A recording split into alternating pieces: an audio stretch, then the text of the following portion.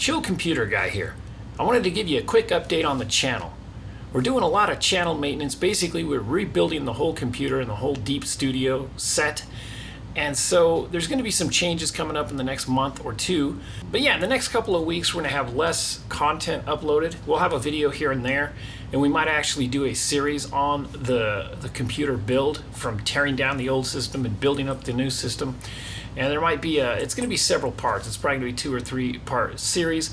As far as screencasts, though, we're not going to be doing mini screencasts for the next couple of weeks. That's okay, because when we come back here, probably the end of February, we're going to have more content, better content, and probably a little less screencasts and more like talking head videos like this, or maybe some archival stuff. Maybe chopping up some more like vlog type of things. Now, if you've checked out my other channel, Grouthead, just go to YouTube and type in Grouthead. That's the other channel I have. That's my original channel. That was kind of the birth of the whole YouTube concept, there for me anyway. So we're going to do stuff more like that, but we're going to slowly blend it into the channel over time. Now, we're still going to do screencasts, but we're not going to do quite as many screencasts. Today we're going to discuss the computer teardown and the computer build. Now, the original computer that I'm using now, I built in 2011.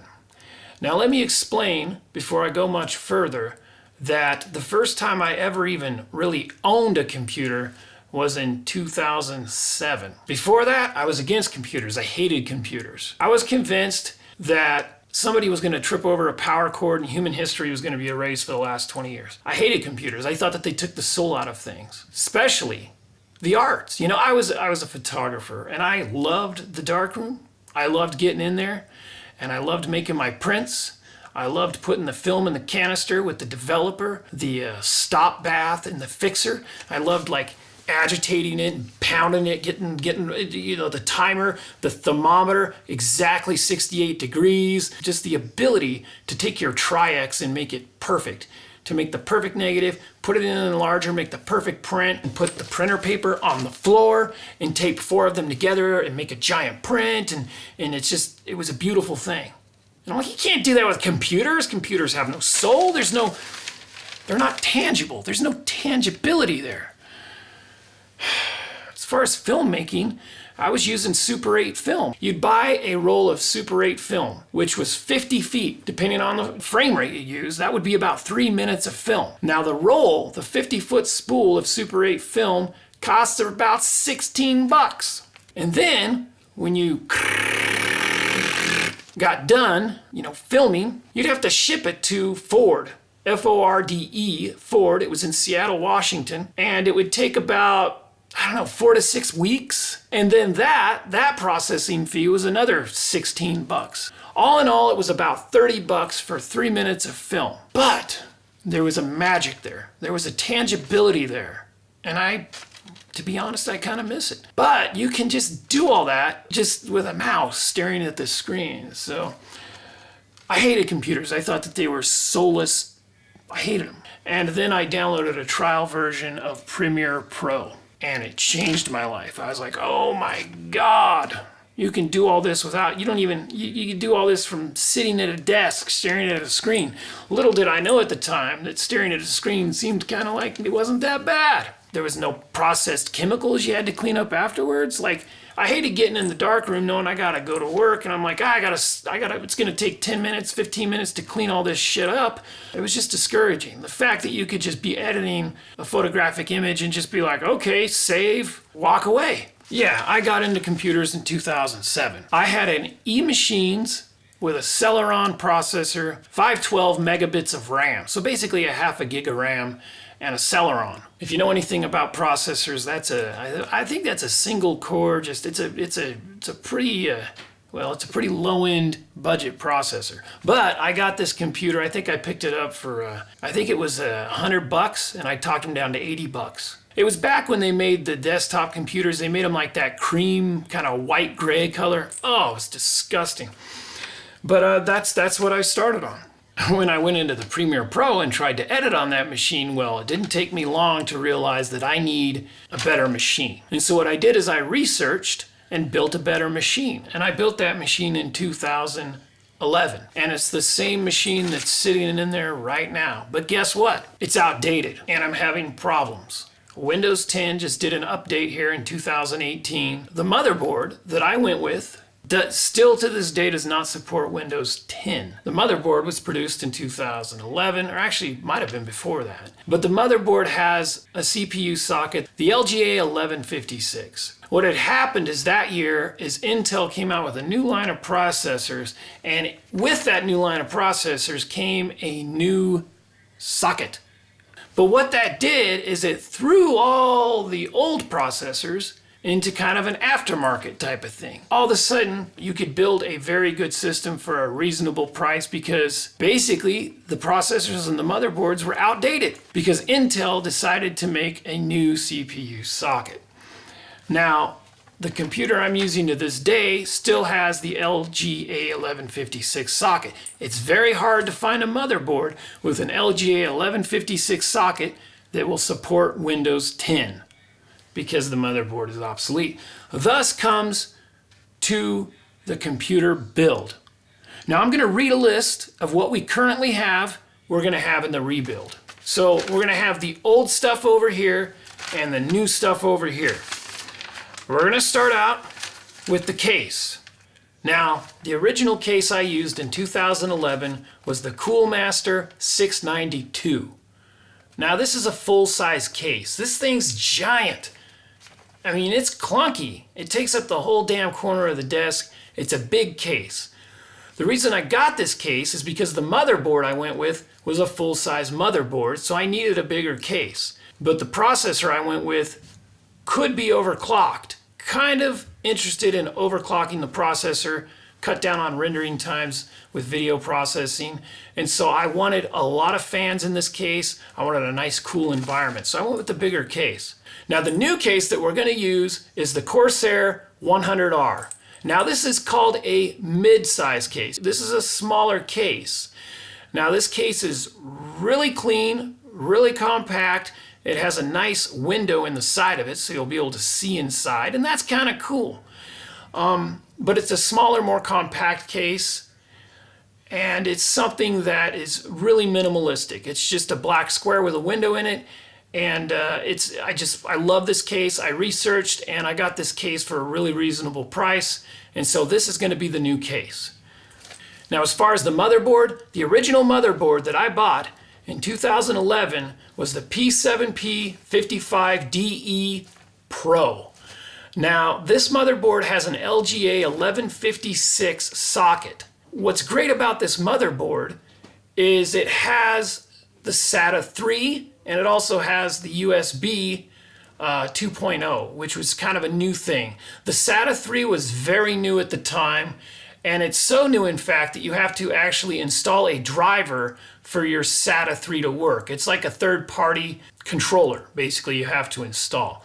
But this is the 6 gigabit per second data rate, which was very revolutionary at the time. Not only that, but it's a full-size motherboard, and it's an Asus. And it's at the time when I was researching, this was kind of the top of the line 1156 motherboard that, like I said, I got a really reasonable price on this because it was considered aftermarket. When Intel came out with their new CPUs, the LGA 1155 sockets, this was, it brought the price of this board down quite a bit because it was considered at the time obsolete, but it's still, to this date, a really, really good motherboard, but it has the old LGA 1156 socket. But one of the whole reasons for this rebuild is the fact that this motherboard does not have drivers that support Windows 10. If you go to the website, Asus, if you look, I mean, I dug all over the place looking for drivers that support Windows 10 for this motherboard, and they just don't exist. And so for that reason, like I said, that's one of the main reasons I'm doing the rebuild is my USB ports weren't working, my USB hubs were going out, my graphics card wasn't functioning. This just wasn't functioning correctly, mainly because as Windows 10 did updates, certain things on the motherboard were being unresponsive based on the fact that they don't have a current driver for Windows 10. Now the new motherboard is the PH877M Pro.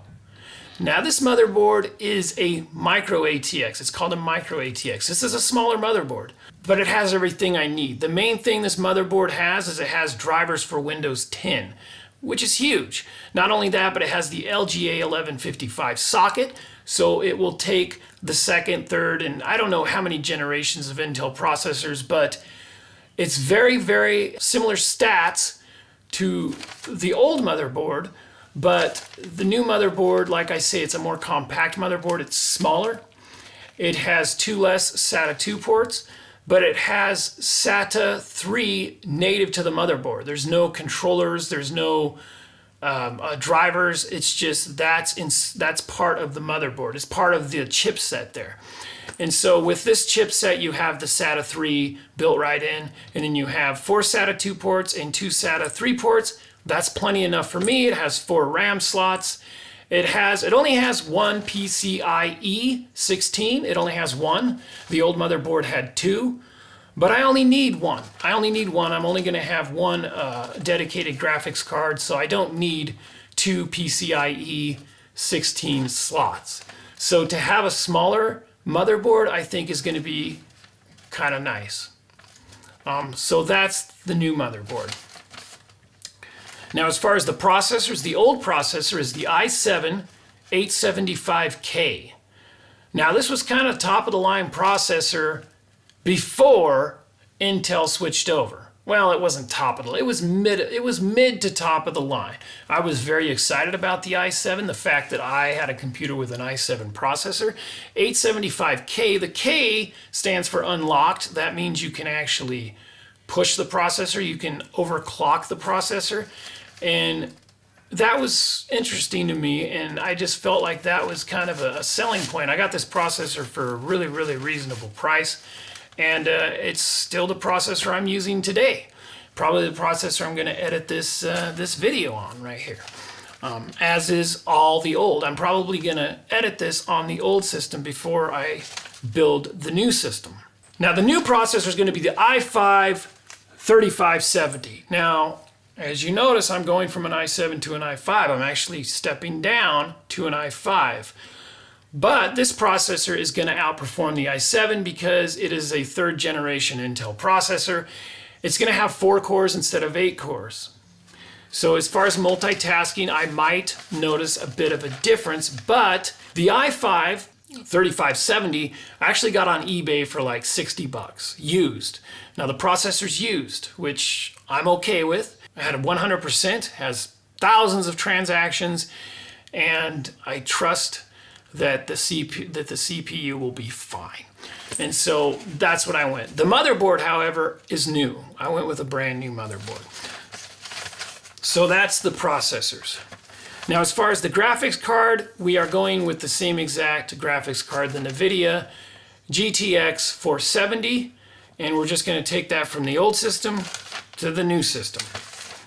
By the way, that graphics card on eBay is only about 40 or 50 bucks. So there is questions about that graphics card because when I do hook up a second display, it's not really, the second display isn't working. And so I don't know if that's a driver issue or if it's something wrong with the graphics card. But if it is something wrong with the graphics card, if the graphics card is going out, not a big deal because I can get that same exact graphics card on eBay for about 50 bucks. So as far as the power supply, we got the Corsair CX600. That's the old one, and we're just going to move that over to the new system, so it's going to be the same exact power supply there. Easy enough.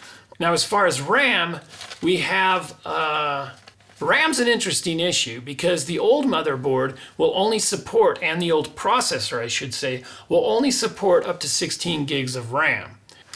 Now, the RAM that I have in the old system, which is the Patriot Viper Extreme, woo, that sounds catchy, but it got super good reviews and it got a lot of good reviews, and so I went with that RAM.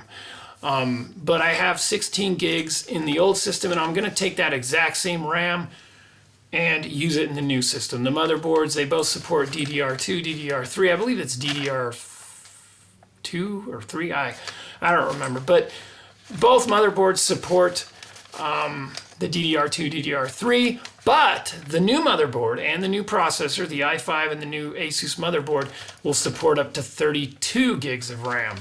So that's a huge thing. If I do want to upgrade the RAM and give myself more RAM in the future, I can do that. And so that's very exciting also with this upgrade that I can do that.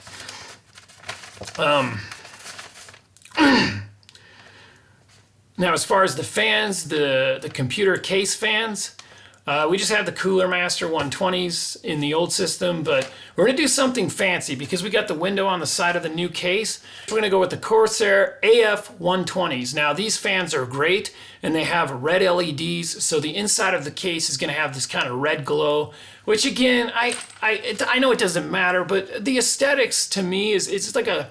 It's exciting, you know, it's exciting to put some aesthetics into the build. I want the build to look good.